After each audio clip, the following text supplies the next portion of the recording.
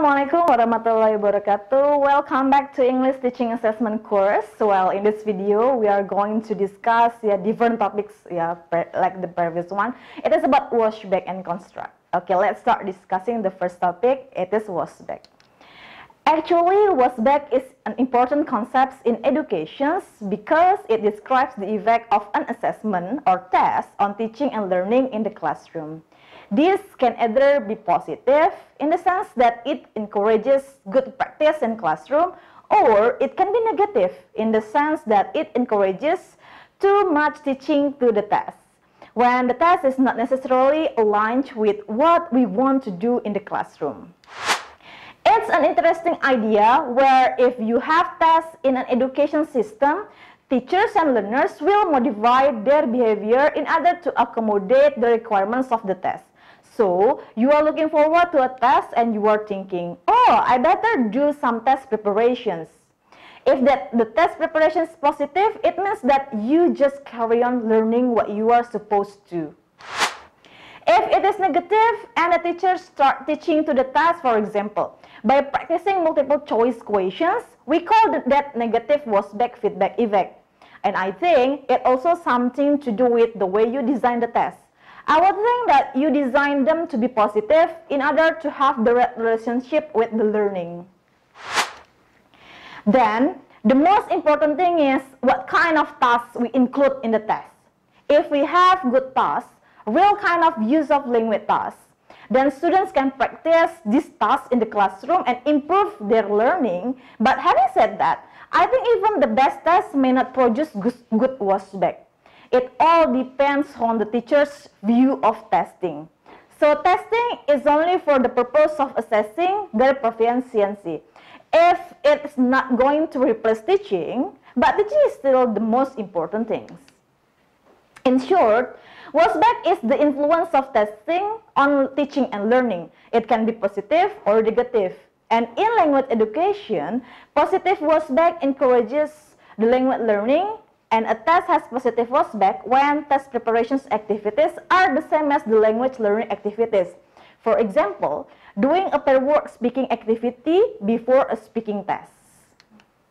Now, for negative wash back, okay, it limits students' learning. Why? Because teachers and learners sometimes do activities which are not helpful for learning the language. Before I share more about the negative wash back, I would like to explain you to the test construct because there is a strong relationship between negative wash back and the test construct. Okay, let's start from the test construct. In simple terms, a test construct is a set of abilities that the test measures. To put it simply, it is the kinds of ability we are trying to test. For example, in a test of speaking, there's questions. Are we testing the ability to give a presentations, take part in a group discussions, or have a one-to-one conversations?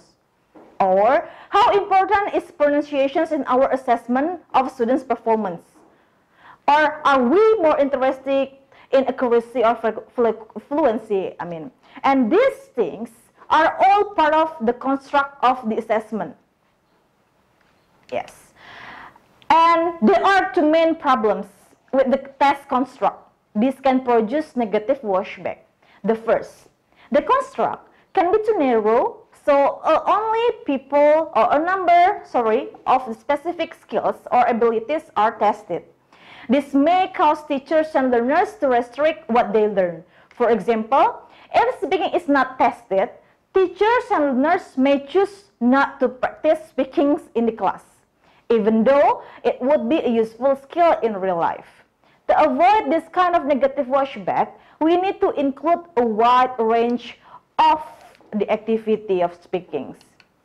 And then the second one, sometimes language skills abilities are tested, but they are not connected to real life abilities which we need to learn.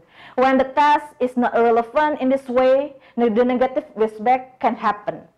For example, if a speaking test includes a memorized speech, the student may spend more time trying to memorize the speech than developing their speaking skills. And to avoid this kind of negative wash back, it is important for tests to focus only on the language ability being tested. Okay, the next discussions, we will think about how understanding the construct of an assessment can help teachers to avoid teaching to the test. And this happens when teachers overuse examinations practice material. Instead, we can use tasks to help motivate learning in a positive way. And when people talk about this teaching to the test, we might imagine endless exam practice and view this in a very negative way. Yes, when people talk about the teachings to the test, it usually has a negative image. For example, we might think about a teachers doing a lot of practice tasks in the class or only focusing on things that might be in the exam. And generally, teaching to the construct means focusing on developing the abilities that are being tested, not just practicing the test questions. Many international tests have well-developed constructs that reflect how language is used in real life. And when we teach to the construct of these tests, we develop our students' ability to use language in real-life situations. And of course, this only helps students to perform well in the test. For tests of speaking and writing, lessons should include the types of speaking and writing being tested. We should also give feedback which is based on the criteria used in the test. In addition, there is factor influencing WashBack. One of them is teachers. Teachers' beliefs are so important that the same test can produce different WashBack in different teachers. This could be because we don't know enough about the test. If we understand more about a new test, WashBack is more positive. So it is important for us to know more about this. So we need tasks that include a range of skills and abilities we want to develop, and teachers need to understand these tests. This will encourage teaching to the construct, which means teaching the skills that are in the test. This is an example of positive WashBack. It is one way that testing can positively influence teaching and learning. Yes, I think enough for today. Yeah, that's all information that I can share to you. It is about WashBack and then construct. Okay, see you in the next video because we will talk about the nice topic, assessing speaking. Okay, so don't miss the next video. See you. Have a good learning. Wassalamualaikum warahmatullahi wabarakatuh. Thank you very much.